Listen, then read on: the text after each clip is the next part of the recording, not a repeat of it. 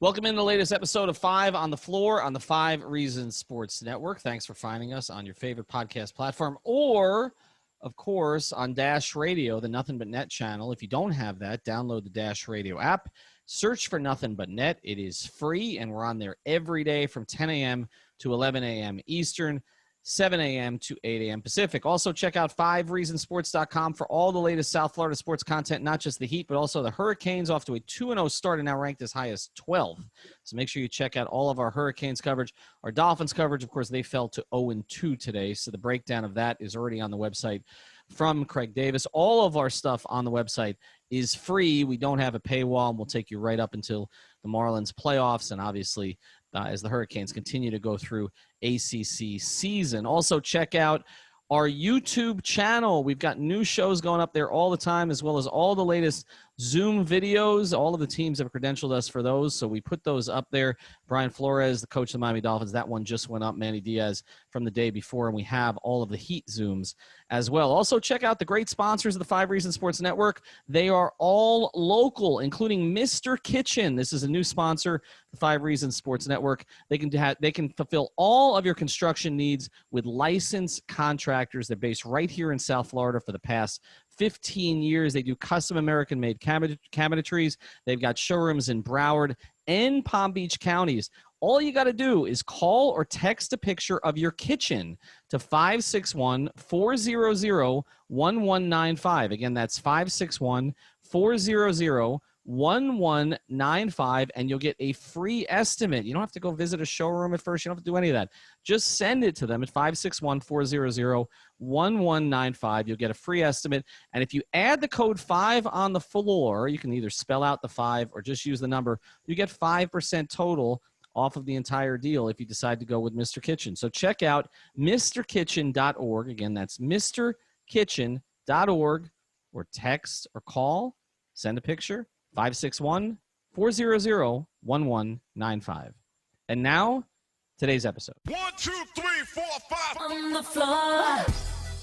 Welcome to 5 on the Floor, a daily show on the Miami Heat and the NBA featuring Ethan Skolnick with Alphonse Sidney, Alex Toledo, and Greg Sylvander. Part of the 5 Reasons Sports Network. All right, Ethan Skolnick back here on 5 on the Floor. Here's today's floor plan. The Miami Heat now lead 2-1 in their Eastern Conference Final Series against the Boston Celtics. We did not pod after the game. We had a live stream instead.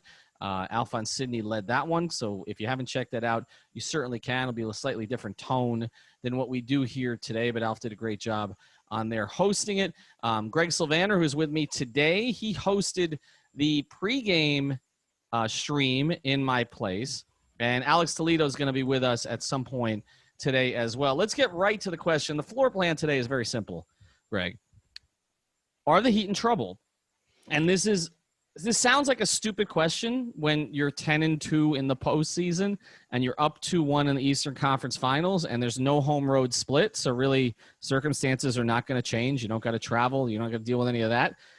But on Twitter today, which is kind of the pulse that we take every day, Heat fans are freaked out.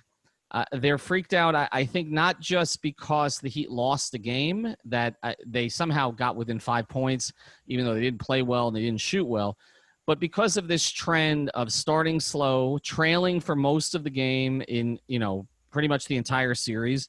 And actually, this was the first time in years, or in the entire bubble, I should say, that the Heat have trailed for the entire game. They never led in Game 3. Should Heat fans be concerned? The short answer is no. I mean, obviously, there's elements of each game that bring cause for concern because obviously Boston has gotten out to double-digit leads in all three games. So Boston's a formidable team. I mean, I know I've said Heat in 5, and I even tried to revise my prediction to a sweep before the pregame show yesterday because I get gassed up. But Boston is a really well-coached team that's going to make adjustments, that has the kind of offensive firepower that can get back into a series. So I don't think any of that should be a surprise. But I'm not concerned, and this is the biggest reason why. 12 of 44 from three-point land, 27%. If the Heat just shot their regular season average of 38%, they would have hit 17 threes instead of 12. And if you do the math there, and that's a victory. That's just one statistic if they just make more shots there. So ultimately, I don't think they're going to get a ton of games like this where they're shooting 12 of 44 from three.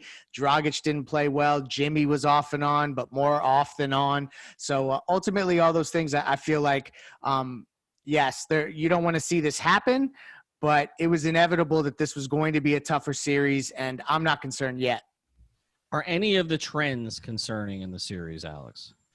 Yeah, I'm not exactly scared. I'm not saying that the Heat are, I think the next game is extremely important. Obviously, that's something that anybody could say. But at the end of the day, there's some stuff from Game 2 that I think does kind of not bode well for Miami going forward, just because they have to come out and actually the pressure's on them to adjust now to, more minutes of Marcus Smart guarding Goran Dragic, which I think did a really good job of kind of stopping that pick and roll game from getting too good, which Miami has just been spamming in this series. But I mean, for obvious reason, right? Because Kemba and Tice are the two guys who you want to go at. And I think that's somewhere where they can constantly create points, whether it's Goran scoring or or Bam scoring or getting a three out of that action. It's been extremely reliable for them. So I think that's why Stevens threw Marcus Smart on there for an extended period of time to guard Goran Dragic. I want to see how the Heat counter that next game. I wouldn't be surprised if they try to get Smart switched off of Goran just because they've relied on that a lot. I think that's kind of given Jimmy a pass to not really be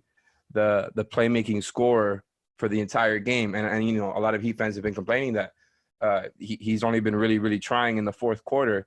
And I think that's something that's only been possible because of how good Goran has been playing. So I think the Smart thing is worrisome. And you also talk about Hayward, who didn't play great yesterday, someone who can really help them with the zone. And they kind of can go to that Smart, Hayward, Tatum, Brown, Kemba lineup, that small one that didn't play much all season, but gave the Heat problems last night. So I think the pressure's now on the Heat to see how they kind of adjust and attack those two specific things. Let's pivot back to Butler because I think that's the talk on Twitter, Greg, and Alex mentions it, that he's had the luxury of waiting in some of these games, right? I mean, he had the big 40-point game, and since then, if you look at his overall scoring, most of it has come, second half. A lot of it has come at the line. It has not been particularly concerning to me because there is that crazy stat that I started citing way back in like February, that when he has 5 or fewer field goals made, the Heat have a better record. It's almost as I don't know if it's chicken or the egg. I don't know if it's that, he figures he has to do other things because he's not shooting well, and so he locks in on that end, or others teammates do that. But it's not a trend that you would see with other teams. If LeBron, if Kawhi, if Giannis, if Harden, if Lillard, right, any of your premier scorers in the league was held to 5 field goals made, you're losing.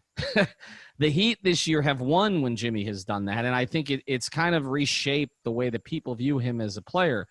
But I do think his overall intensity and energy needs to pick up at the beginning of the game. I don't care if he's scoring, but this thing, and LeBron used to do it with the Heat sometimes too. Like, he's feeling the game. Okay, where was he in the first quarter? And with this team, I don't think this team has the luxury of that. Okay, I don't think they're good enough for that. They don't have a Dwyane Wade or Chris Bosh, who if LeBron is, kind of, again, sort of taking his turn here or taking his time, that they can make up for it. They have really good shooters.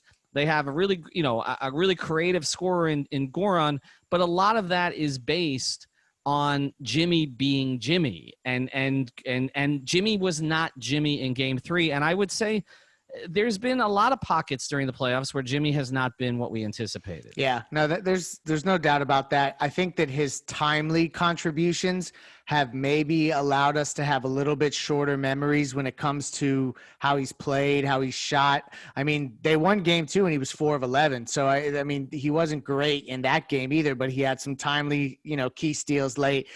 In the last game, he, more than anybody, looked like a guy who knew he was up 2-0 and maybe approached the start of that game like, let's get everybody else going, and because I'm going to at some point be able to pick up the slack.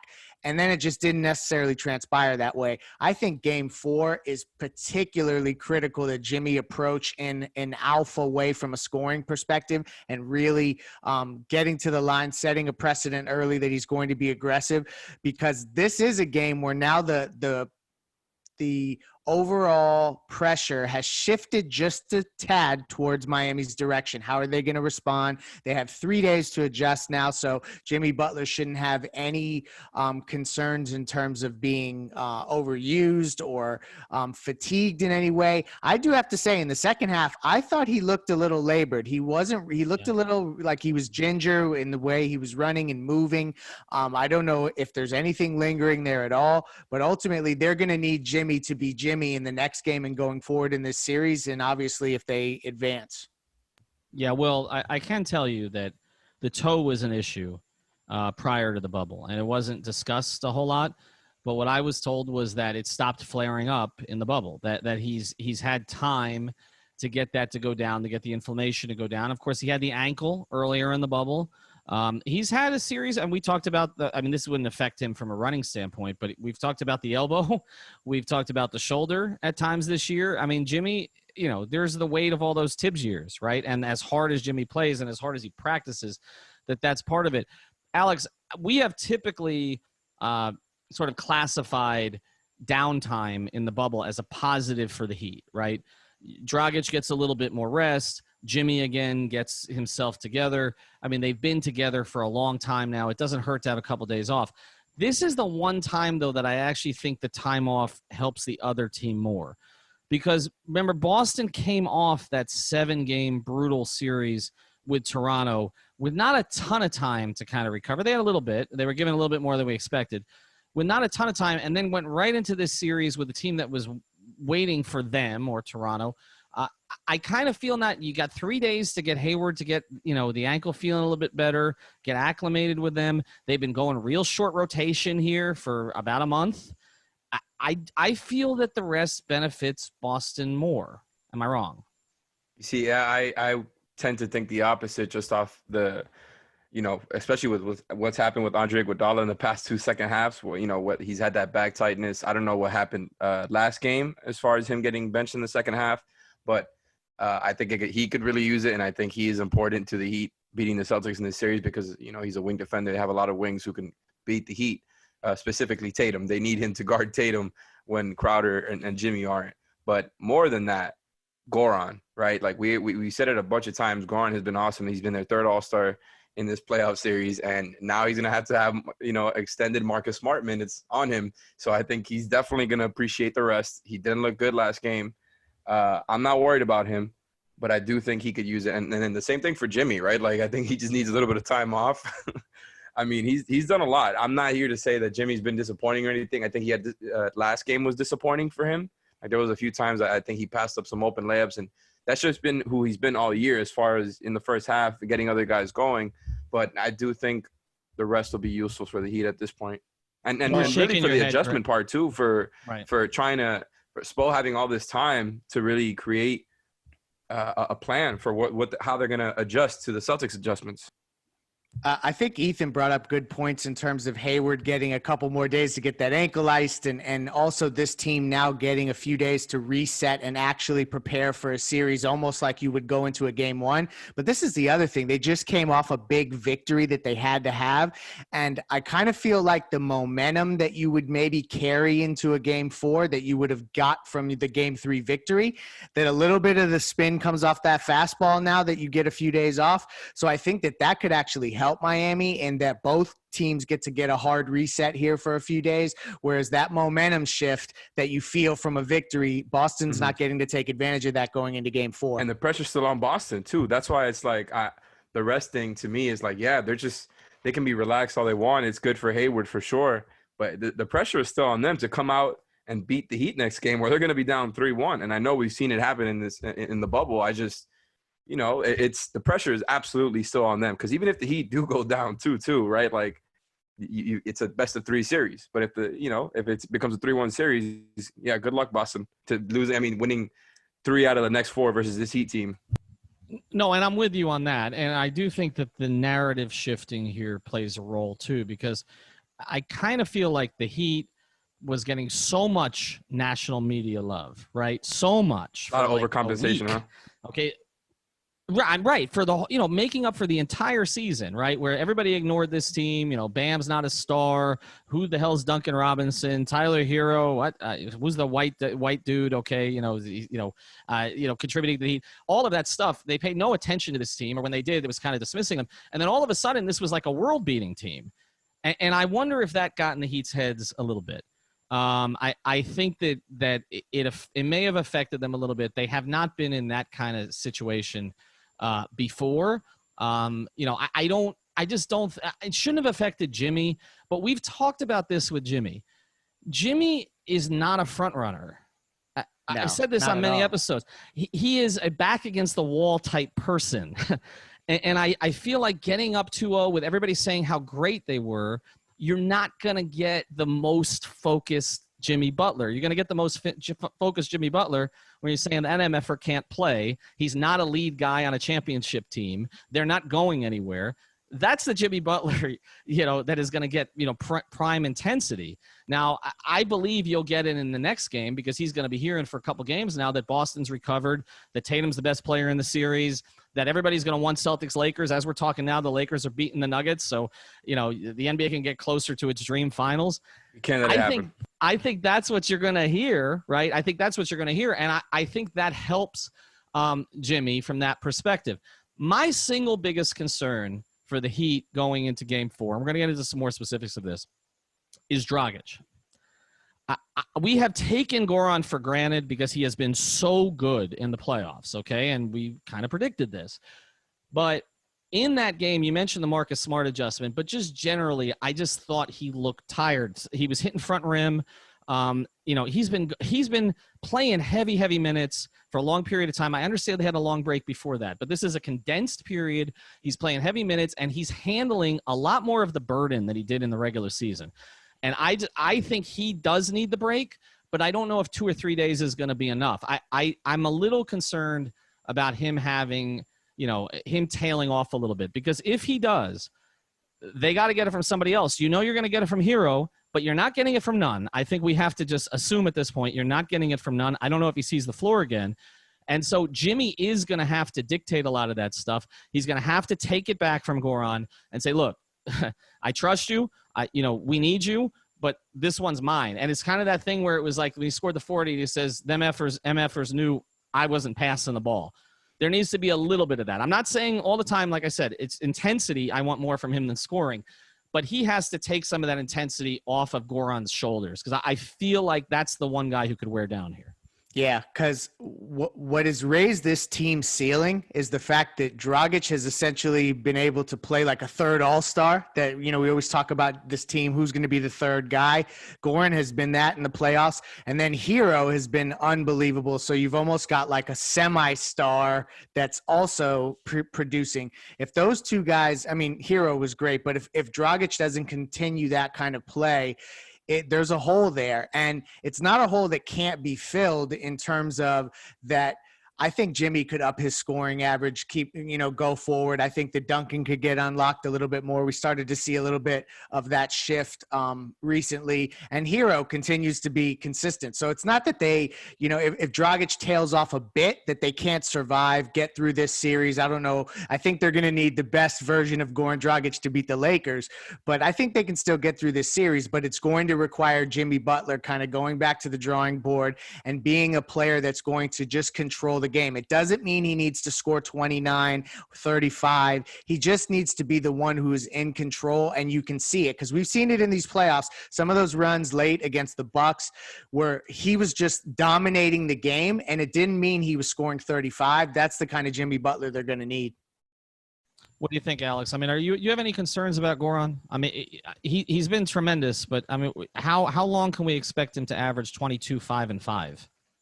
It's tough, right? Like, I don't really know what the answer to that is because, like we've talked about, none of us saw this coming. So I don't really want to put a box on him. Like, the guy clearly has just been extremely motivated and is just maybe looking like the best version of himself as far as in the playoffs. I don't know how long he could keep this up. I wouldn't be surprised if he kept it up for the rest of for the playoff run. And the guy is 34. I'm not surprised that he has games like the one that he had last game. Like, he's allowed to have these games. He's had more of them, right? Like, he had a great regular season, but this guy who he's been in the playoffs is a different level. So I trust him. I trust him a lot. I trust that his team is going to figure it out. I think last game was kind of a punch in the gut for all of them. I think the effort thing was something that's been well documented, but the Celtics do not mess around. Like, it's not like they're not Budenholzer. They're not Milwaukee. They're not just going to let you keep doing the same thing over and over. They have so many different weapons, and they have a lot of ways they can guard the Heat. I think particularly something we haven't talked about is that Game 3 was the best the Celtics have looked on defense in the whole series. And I think we came into it kind of like, this is a really, really good defensive team. But the Heat's offensive rating in the first 2 games, I don't have the number on me right now. It was really, really good. And, yes, those are 2 games. It's a 2-game sample size. But the Heat being able to score consistently in high-stakes playoff games on the top 5 defense, I mean, you saw it versus Indiana. You saw it against Milwaukee. Now you're seeing it against Boston. And if they do eliminate Boston, they're going to have to get the Lakers in the finals, another elite defense. I think that bodes well for them. And the fact that they've kind of just proved time and time over and over again that they will overcome the odds, I trust them at this point. I do. All right, let's dig into this more after the break. But first, a word from Safe Cubbies. I want to introduce you to another of the great new sponsors of the 5 Reasons Sports Network, and it is a sponsor that would be important in any time if you want to have a beautiful workspace, but it's especially important now when you need a safe one as well, and that's safecubbies.com, which offers modular office solutions designed to elevate your open office into a modern and safe environment at any budget. You can personalize your workspace with options like whiteboards, magnetic panels, acrylic sheets, and graphic branding. Most of the surfaces are non-porous for easy cleaning and can be removed or replaced within minutes. Now, this is for workplaces. They've got a bunch of different options on their professional series, but also they've got private room solutions, dividers and sneeze guards, and they have a classroom series as well. So if you're involved with a school, this is definitely something your school should check out, of course, if we have school in the fall. And that's the point here. We are entering a new normal period with COVID-19. Safecubbies.com, which is locally owned, is the place that you want to go. The phone number is 754-216-1071. Again, that's 754-216-1071 or safecubbies.com. All right, Ethan Skolnick back on 5 on the floor. I got Greg Sylvander and I've got Alex Toledo. You were talking a little bit about the defense there on the other side with Boston. One of the interesting things to me about the way the national media has covered this series is that they have kind of put the Heat's defense in the same category as the Lakers and Boston. When they talk about it, they're talking about the Heat's kind of elite defense, which again makes me think they didn't watch this team the whole year. Because, I mean, how many episodes did we devote to the fact that they were not very good defensively, particularly before they got Iguodala and Crowder? And now it's just assumed that their defense is going to be really good. And I think it has been good enough. Again, I think it was good enough to win Game 3 if you don't miss 15 straight three-point attempts.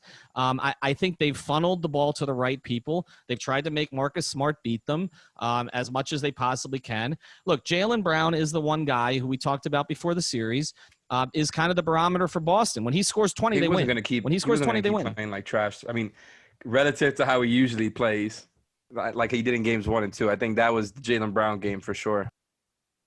Right. And look, Kemba Walker, is going to have better moments than he had the first couple games of the series. But I don't think that the Heat's overall defense has been a problem to the point that I don't think that Eric Spoelstra has to overcompensate by rolling out even more defensive guys, necessarily. But I do think Derek Jones Jr. has given them something a little bit different. How would you defend Boston in Game 4 now that you've added Hayward, who is in some ways kind of the antidote to the zone? Because as Cooper Moorhead's written about quite a bit, putting Hayward in the middle of that zone where you have another playmaker who can create for other people gives you something that you don't have with Marcus Smart, don't have with Wanamaker, don't have with some others on the roster. Do you scrap the zone? What exactly do you get back to your tight man-to-man principles, your lock and trail? What do you do there, Alex? I mean, that's a really tough question. I think like I talked about before, I think I trust him more than anybody to figure it out, but it's just not an easy question to answer because essentially the Celtics can now go to this lineup with, no big man and really put problems on the Heat until they find a way to beat it, because once you do that, they kind of make Jimmy and Bam have to be scorers, because if all the Celtics players are constantly shutting down all those perimeter actions, and they're just kind of face guarding all the Heat's perimeter players. I think it puts a lot of pressure on Jimmy and Bam to kind of make something happen one-on-one. That's not their game. And I think even though both of these teams are small and play kind of motion offenses, very well-coached teams, they're both kind of similar. I mean, where they're different is the fact that the Heat are trying to make the Celtics go away from all the one-on-one stuff, right? Like the zone is to get rid of those matchups and kind of make sure that those matchups don't come into play as much, and there's always kind of somebody there to help so that Tatum and Kemba aren't beating one-on-one, whereas the Heat, the opposite is true, right? Like the Celtics are trying to get them to stop the motion offense stuff and to make them into one-on-one guys. So I think that stylistic battle might end up deciding the series, because it's going to be who can push what they're trying to push more, that whether it's the Heat trying to force the Celtics into less one-on-one stuff, or whether it's the Celtics doing the opposite for the Heat. When you talk about Heat defense specifically, I don't really think that this is a big strategic question mark that they have to unpack how they're going to adjust to do things differently. They're going to continue to mix it up. I think in game 2, if I remember correctly, they were doing all 4 of the things, Ethan, that you mentioned from a defensive perspective, and it was changing by possession. I think the same for last game too. That kind of unpredictability, that's not broken. This is more about disposition than it is anything strategic. Spoelstra said that in press conferences recently, and I think it's a really important factor. This has everything to do with bringing max effort. And then, it's not even defensive. This is about hitting shots. They are going to live and die by the three-pointer, and they got to make those shots. But from a defensive side, it's not about strategy. I don't think that they change much there. It's all about the disposition and their approach from an effort and intensity perspective. All right, so let's get into some of these players, because you talk about making shots. And the key guy in terms of that, coming into this series and coming to the postseason was Duncan Robinson. And so now we've seen, moments where Duncan has broken out a little bit, and it still hasn't mattered, at least not in terms of, the Heat going on a big run. We've also seen some games that Duncan struggles. To me, the key thing with Duncan was once Hayward gets stuck in the rotation, it makes it harder to play Duncan for extended minutes. You're adding this is why Boston was such a concern the whole season, was that, basically all of us have the memories in our head of Duncan getting, abused by Hayward late in the game in Miami. How much can you play him? How much do you stick with him? And to add to that, if you don't have Kendrick Nunn as a playable option at this point, are we just talking about Tyler Herro playing 35 to 38 minutes? Yeah. I mean, he's playing those minutes anyway, but I think you stick with Duncan. I think that what's hurting you in this circumstance is if Gordon Hayward is going to be able to play more minutes and gets more and more involved as the series goes on, is you really need that other wing in Andre Iguodala to be available and able to play more than 7 or 8 minutes. And that's really what you're missing in this circumstance. Duncan was 4 of 8 from 3. I know he hit 6 because Brady Hawk predicted it in the prior game to that. The issue here is you have Goran Dragic and Jay Crowder 3 for 15, particularly Jay Crowder 2 of 10 from 3. So it's one of those things where it's not as much about whether Duncan was effective or not. It's just you had other guys that couldn't hit the broadside of a barn, and you need Iguodala. If Hayward is going to be more of a factor, they're going to size down. It's going to be this all-wing lineup that they have to try to match up against. They can't lose a wing that's capable of hitting a three-point shot, because Derrick Jones Jr., that's, an up-and-down thing in comparison to Iggy. Yeah, I mean, I agree. I don't know that we're going to see Kendrick Nunn going forward. The Iguodala stuff, like they said, becomes more pertinent now because, they're healthy. But now, I mean, I guess Derrick Jones Jr. is officially part of the rotation now, baby. He's made it. I think he's played well. I think he's earned his minutes over Kendrick Nunn. I think he's played very well defensively, and he's going to be one of those guys now that gets thrown in and, make that 1-3, man. We need make that 1-3. Just make them respect you a little bit. As long as they're not leaving him completely open, I think that's good. I'm optimistic in what the Heat can do defensively with Derrick Jones Jr. Maybe, honestly, Solomon Hill, I don't think it's a terrible idea either. I'm not saying that we're going to see him, but theoretically, it would make sense just to have another wing body in there, especially if Iguodala is still going through the back tightness stuff. And I mean, the guy is 36 years old, and so I think that he'd have the bodies to do it, but they're just going to have to slightly adjust some of their defensive principles. If there's going to be more wing minutes and less, Robert Williams and Semi Ojeleye, and instead you've got Hayward there. So they're just going to have to, I think just the margins for error have become a lot thinner. Greg, was it you who tweeted about Olynyk? I thought it was you who tweeted about Olynyk. I read a tweet basically saying that Kelly needs to be better if he's going to play. I expected more in this series. You started to see it in game one. You really haven't seen it since. He should be out playing the Williamses, I think. They did try some of those Bam Olynyk minutes yesterday briefly. As we're recording this on a Sunday, can they get more out of him? And if they can't get more out of him, do you just, again, shorten the rotation further? Can you even look at Myers in this matchup at all? What do you do there? You need more from Olynyk, there's no doubt. He's another guy. I just harped on Dragic and Jay Crowder's shooting. He was 0-4 from 3. And Olynyk's primary thing that he's bringing to the table is his ability to stretch the floor in these circumstances with the pick and pop stuff and being a release valve out on the edges. So for him to not be able to do that, also he's not rebounding. And, there was kind of some sloppy play. Just overall, he just looked a step slow, I guess is what I mean. But I don't think that you can really limit his minutes any further, because essentially what he's providing you now is the Bam relief minutes, just so that Bam can take a breather. And you can't get away from that. He's not going to play 48 minutes a night. So essentially that's what you can earmark for Kelly Olynyk. I don't know that you're going to shift to Myers Leonard all of a sudden. I don't know that the things that you want from the big Myers Leonard is going to bring anyway. He's not a player that is he's actually more shy to shoot it than Kelly Olynyk is, and you need a guy to just launch it. So ultimately, I think you stick with KO, but I will say that against Boston, because we've seen him have that revenge game up in Boston 2 seasons ago and just generally play pretty well against them, to see him kind of be as underwhelming as he is, that is a tough draw for him. Yeah, I couldn't agree more. They absolutely need more from him because, like you said, if he's not contributing offensively, he's not contributing very much at all. And I also agree that you can't cut down his minutes, because once Bam isn't in there, he's giving you those minutes where, they can still run the same type of offense, right? And obviously Bam and Kelly are not the same player, where Bam likes to roll more, Kelly will pop more. And I think we were all kind of expecting the pick and pop with Kelly to be something that was pertinent in the series. The problem is Robert Williams has been benched, because he is the guy who really drops really low and has been kind of killed by the pick and pop, especially like last series it happened with Ibaka, and Kelly Olynyk is a better shooter than Ibaka. And I just think he's not playing now. I think Grant Williams is a far better defender. He comes out on the perimeter a lot more. He can move. Robert Williams is still kind of raw, he's a vertical threat. The Heat don't have to deal with that anymore. But because of him not being there, I just think they have better defenders on the floor, and Kelly doesn't have the space that I think we thought he might have had. I do think they got to kind of involve him in some more handoff stuff, because I think he really gets going there, and they can get a lot of stuff going off of that. And, just to mix it up so he's not always just a pick and pop big, just waiting there. I think that gets him in a rhythm.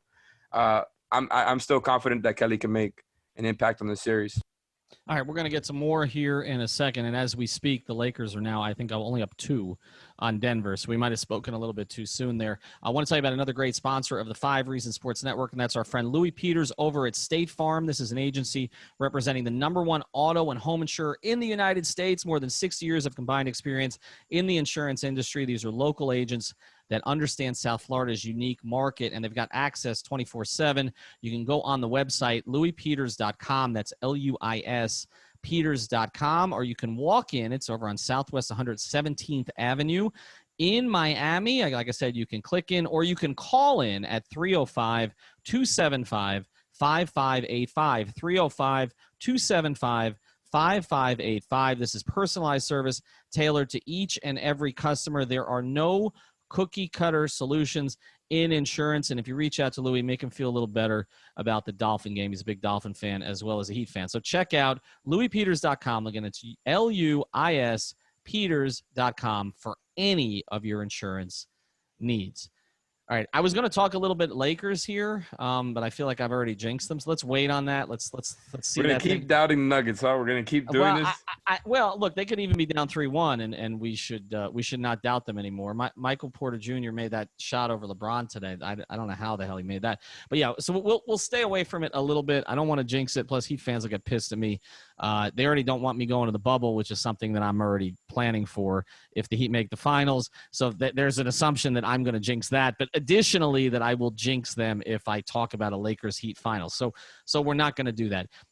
Let's get back to this series in particular and a couple of the other things that could happen that we kind of want to see happen if the Heat are going to pull this thing out. Kemba Walker.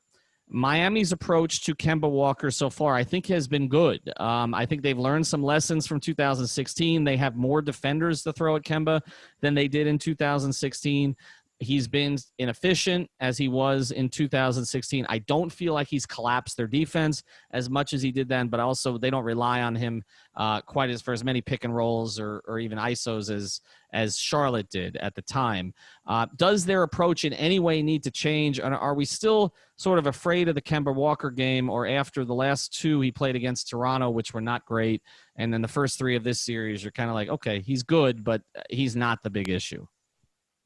Well, I think that's concerning because I don't feel exactly as confident, right? Like I'm confident, right? Because I think we've seen them do a good job on Kemba, but I think honestly, a lot of it really just has to do with Bam. Like I think the reason they look so good on Kemba is because every time he's collapsing, Bam is right there, and they do not have to worry about Tice posting anybody up, right? Like if you would have run, if it was let's say Kemba Walker played for the Bucks, I think that would have created a lot of problems, right? Because you cannot switch off of Brook. I mean, Brook Lopez will kill you in a post-up. Like, whoever switches onto him, he will do that. Tice will not do that. So I think Bam has had the luxury being able to just switch onto Kemba every time, and I think that's kind of been something that they've drilled into him. And it's obvious, right? Like, there's certain things that Bam has done in this series that he doesn't usually do. Like, I think almost the thing that he does with Tice where he slips the screen before he actually sets the screen and really just gets going. Like there's certain things that the Heat have drilled to make sure to do versus the Celtics team, and one of those is, Bam, switch onto Kemba every single time. I do feel good about that, but things change once again with that all-wing lineup. You can't do that anymore. I mean, you can, but I guess it's I guess in that situation you put Bam on Smart so you can help off of Smart or something like that to get him to be the one open and not somebody else more dangerous. But again, it's just these problems become a little bit harder to solve. And that's, I think, what the Heat have been extremely good at in this offseason. I mean, in this postseason, is being a problem-solving team. I've been pretty happy with what they've done with Kemba Walker, honestly, because, there's two things with Kemba that can get really difficult for Miami. One is if he's just hitting everything and he's scoring big and they just can't stop him. And two is if he is breaking down the defense, getting into the lanes, and getting other guys involved. Throughout the season, he, averaged 5 assists and 2 turnovers. If you look in this series, just from a turnovers perspective, 3 turnovers in game 1, 5 in game 2, 4 in game 3. And only 6, 3, and 2 assists. So it's like he's not really doing both. He's not scoring a ton and also getting other guys involved. So I'm happy with the way that they're playing him. I feel that there is probably some opportunities to do some trapping before they even cross half court, some, like maybe 3/4 court, picking him up a little bit more, turning him more often, just kind of basic stuff. But ultimately, I just think you just have to make him work. And it's more of it's an intensity thing for this team versus anything schematic that has to change.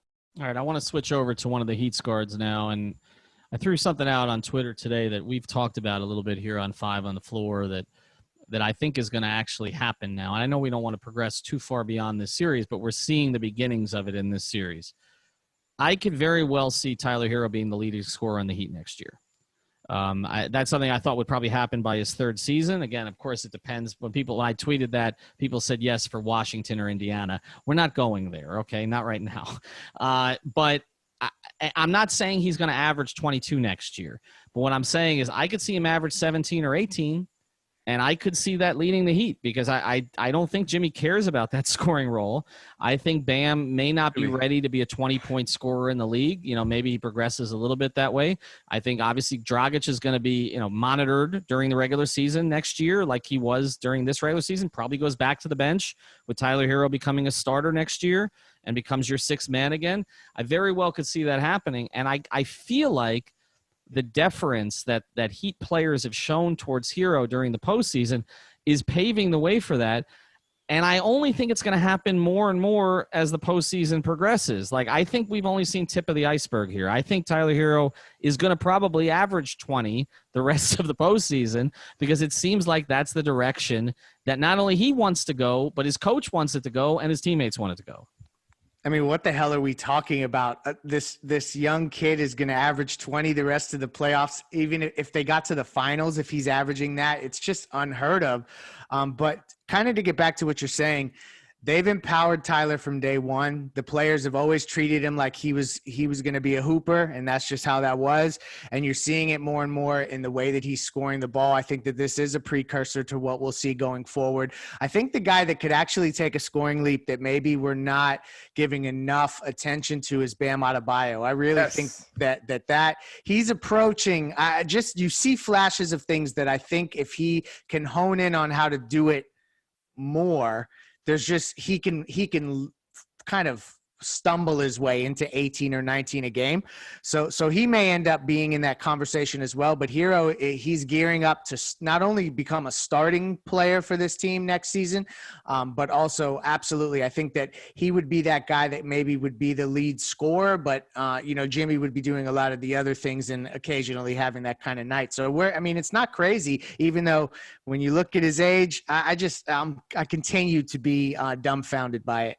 It's unbelievable. And I'm with you guys. It's not crazy at all. And we all know that all of us here kind of all season have been saying, yeah, let's go with Herro as a starter. He's absolutely played himself into that now, right? And I think assuming Herro starts next season, maybe he doesn't, but assuming he starts at some point, even if it isn't right away, I just don't see how he's not averaging at least 16, 17 a game, if not more. I wouldn't be surprised if Jimmy, Bam, and Tyler are all kind of hovering around 18, 19 points a game next season, just because I do such a motion offense where even though Jimmy and Bam get a lot of the usage, I think Herro will kind of slide in there if he gets that starting job into what Dragic has done in the bubble, because it has given them another dimension to have a ball handler who can leverage his jumper and can work the pick and roll off of that, because Kendrick Nunn had the jumper all season, but he could never had the pick and roll game.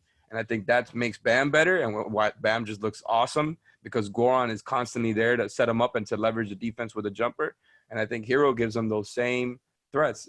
When you're talking about just kind of running an offense and developing those guys, would you be surprised if they were all averaging somewhere around 18, 19 next season? No. That's exactly what I think is going to happen. I don't think this team is going to have a 20-point scorer next year. Oh, man. I think Duncan Robinson could be averaging 15 to 17 also. I think they could have 4 or 5 scorers averaging 15 or more. I think that's the way that they're set up. I think that's the way they want to be set up. So, and Goran would be the 5th. But I think his minutes will be scaled down a little bit more. But I want to give this to you guys because I got a lot of heat, no pun intended, for my tweet about how Tyler Herro could end up being the best rookie postseason in Heat history. Okay, all right. And then everybody's like, "What are you saying about Dwyane?" And then Dwyane quote tweeted it in a positive way. Okay, so he didn't fight it.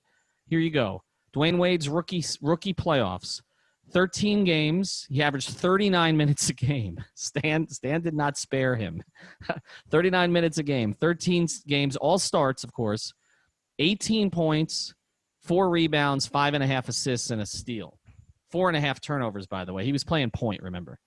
Tyler Herro has now played 12 playoff games. He's just 1 playoff game short. He's averaging 15 points, 5.5 rebounds, 4 assists. Okay, he's not shooting quite Dwyane's percentages, but I bet his true shooting percentages are about the same, or at least his effective field goal percentage, because he's shooting 42%, but 36%, over 36% from 3. Dwyane hardly shot threes as a rookie, as you know, and shot 46% overall. So it comes out to about the same. I mean, literally, he's putting up Dwyane Wade's rookie postseason. through 12 games and doing it off the bench in 33 minutes, not 39 minutes. This is the thing, Ethan. If you mention Tyler Herro and Dwyane Wade in the same tweet, that is blasphemy. And you're obviously comparing them to, and you're saying that Tyler Herro is going to be as good as Dwyane Wade for his whole career. And there's no context or nuance being taken into consideration there. It's just we're looking at these two runs in a vacuum, and what Tyler has done, it's really actually quite similar to Dwyane in the way that the team is trusting them late in games to run offense and to be a primary option. Coming through in the clutch is another thing that Tyler Herro is doing, very similar to Dwyane. So it's not in an effort to take anything away from what Dwyane Wade did. It's really just to show how remarkable it is. It's not that he's the second coming at all. He's the first Tyler Herro. And it's when you get into a situation where you're in the Eastern Conference Finals with those kinds of stakes, and then if this were to advance further, and then he's in the NBA Finals doing it, I don't know how you could not rank it as the best Heat rookie playoff run ever. I mean, come on. He's in the Finals if they get there. Alex is shaking his head. Well, okay, I don't necessarily disagree with you guys. I don't. I just think, I mean, it's crazy, right? Like that we're talking about Tyler Herro at this point, comparing him to Dwyane, and I know we're not actually comparing him to Dwyane, but the stat line is very similar. I would say, this is just kind of for on the record, you do kind of have to adjust for the math that there's way more possessions being played now. That's true. No, that's true. That's true. That's true. But he's playing 6 fewer minutes a game too. No, so it's impressive, man. He's coming off the bench and putting up the stat line and then staying in as a closer and coming through as a closer. And I just think he's improved in pretty much every facet of his game in one way or another. And it's really not crazy to talk about Tyler Herro like this. I think maybe before we kind of talked about him from a developmental standpoint and really getting him those reps. He's gotten the reps now. He's proved himself. And, I mean, my God, the fact that you guys are the ones kind of doing this whole thing, comparing him to Dwyane is what's kind of really hitting me, because you guys are the ones that have been around way longer than I have when it comes to so you you're have the just proper calling us perspective. old, you're calling us old, but I'm looking at a photo. I'm looking at a photo on my wall of the Dwyane runner, which is my favorite picture here that somebody else took. The Dwyane runner in the lane, obviously with PJ Brown with his arm up and making the shot against New Orleans as a rookie in Game 1, and I'm literally sitting. I mean, you can see me wearing glasses, in my even dorkier glasses that I'm wearing now, sitting behind the baseline, watching that shot go in. So it takes a lot for me to come to this place and to kind of tag Dwyane in a tweet about it.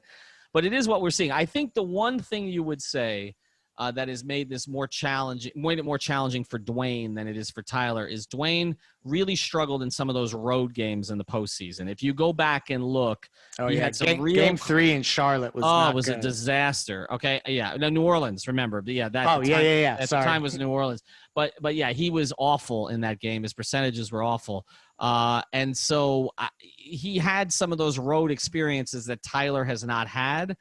And you can't just say, well, Tyler. Dwyane did it versus like in a 20,000, an arena with 20,000 people. I just think it's hard. It's hard to compare as impressive as Tyler is. But also, Dwyane had the crowd at his back in the home games, and Tyler has not had that experience. Tyler is a 20-year-old who's been, trapped in quarantine for 2 months. That's Tyler definitely plays off the crowd, and the crowd absolutely loves Tyler Herro. Like more than any other player on the Heat team. Being at those Heat games, they freaking love that guy. Like anytime he does anything, the crowd is going absolutely nuts. Like it's unbelievable just how much he's just kind of attracted Heat fans so naturally, even though he was this no-name guy who everybody was pissed at. It's like, oh, who's this white boy? And now look how we're talking about him. Like, it's unbelievable, man. But in the antiseptic environment that he's had now, he's had to generate his own work, his own intensity, his own passion with Jimmy and Udonis and others, obviously, and Andre obviously got, pushing him. But I think, look, he's not Dwyane Wade. Okay, he's also 2 years younger than Dwyane was, okay? As a in the rookie season, he's shorter not arms Dwyane Wade. We're not saying he's going to be Dwyane. I understand the differences in pace, the differences in not being a starter, the differences in not going on the road, but there's been this build to him getting more and more responsibility, and Look, I think Jimmy would love it if Tyler's the one leading the way late in some of these games, and it just gets people have Jimmy's back. I mean, it's not about him because it reflects on Jimmy in a positive way because you keep talking about what a good teammate Jimmy is, which is really nobody's really questioned if Jimmy's a good basketball player. The question coming into Miami was he a good teammate? Well, what Tyler's doing, what Duncan has done, what others have done has kind of shown that. We got one more topic to get to. Before we do, I want to tell you about another great sponsor of the 5 Reasons Sports Network, and that's Biscayne Bay Brewing. This is the official beer not only of Inter Miami and the Miami Marlins, but of us, the 5 Reasons Sports Network. This is South Florida's actual independent brewery. It's owned by local guys who employ people in this community to make their beer right here in South Florida. These guys are committed to our community and to supporting 5 Reasons Sports so we can keep bringing you all the local sports content that you can handle. If you care about supporting local business and drinking amazing beer, grab their stuff, whether Marlins Lager, Miami Pale Ale, or Tropical Bay IPA at all major retailers throughout South Florida. Biscayne Bay Brewing is the beer we're drinking at 5 Reasons Sports, and it's also the sponsor of some of our streams on the YouTube channel. All right, last question. I want to save something for tomorrow because we got another day to get to before we got 2 more days to get to before we get to a game. So we're going to have to come up with some other topics. But one more real quick. Is Kendrick Nunn, if we all sort of agree it may not be salvageable in the playoffs, is that situation salvageable for the Heat going forward? In other words, do you think that a 2-month break for Kendrick Nunn just to clear everything out, clear the cachet, right? Clear out the cookies, okay, clear the history, and just start from day one again. Do you think he can still be a functional player for the Heat? Absolutely. It can't hurt for him to get a hard reset and take some time off. I think that it is salvageable, but it's going to be under different conditions. I think that Kendrick Nunn was awarded that starting spot. He was the guy that, he essentially had the green light on offense in ways that nobody could have predicted. And some of that may have to be walked back a bit. So it's going to be in a different role next year. But I think that they have vested interest in Kendrick Nunn figuring it out, either as a trade asset and a viable young piece that can sweeten a deal, or as a contributor for their team as a cost-controlled player, going forward. And he's young, so there's no reason for them to bail that quickly. But it is a shame to kind of see it flicker out the way that it is. You would hope that one of these series would provide a matchup or some sort of circumstantial position where he would get the opportunity to break out of this, and it just hasn't happened. So it's probably not going to be till next year. And he probably wants that breather too, and try to just kind of get away from all of this. Yeah, there's no doubting. I think that he's salvageable. I don't think somebody who put up 15 as a rookie, even though he's an older rookie, I think there's no doubting that he can be a functional player for the Heat again. And I'm going to say it again. I just think he's way better playing off the starters. Not that I think he should go back to starting. I think we've seen how good Goran has looked, and we've seen how, Tyler absolutely deserves more trust than Kendrick Nunn does at this point. I just think Kendrick is a limited player, doesn't have the same, dynamic ball shot creation skills that I think Herro and Dragic pose, which is why I think he needs to play off of Jimmy and Bam. But at the end of the day, I just think he really needs to work at the handling stuff this summer. And I think all of those things are kind of going to get better with more reps next season. It's just going to be tough because if he doesn't start, if he's coming off the bench with Dragic, they got to make that work. But more than that, I want to see improvement from Kendrick Nunn. I want to see him actually come out and, maybe not get killed coming off screens so much on defense. But more than that is really just kind of figure out how to be a guard who can leverage the defense. And I just think he looked behind as a decision maker, and it's really shown itself in the playoffs where he's not playing off the team's best playmakers and the team's best formula, which is the Jimmy, Bam, and Duncan, and the gravity that they have as the core of the team, which is why I think Kendrick and Myers look so good. I think when they're coming off the bench, they don't have that same benefit of the doubt. And against 3 elite defenses, of course he's going to struggle. I don't think he's that player yet. He needs to be set up, and until proven otherwise, he's not that guy. I do think he can be that guy, but I think he could be a really good bench player for years to come. He just got to going a couple more years developing some of those skills. I think the thing that works for him is, again, he's not going to have these circumstances. It wasn't just COVID. It was a personal issue he was dealing with. He was going through a lot. He's going through a lot of stuff at the same time, and then dealing with kind of, the way Goran was playing and trying to work his way back and the way Herro was progressing. So that stuff goes away. But the one thing you hit on that I think is problematic for him going forward is if Herro is going to be a starter, and I do think that's going to happen, the Dragic-Nunn combination is I just don't think it's long-term workable.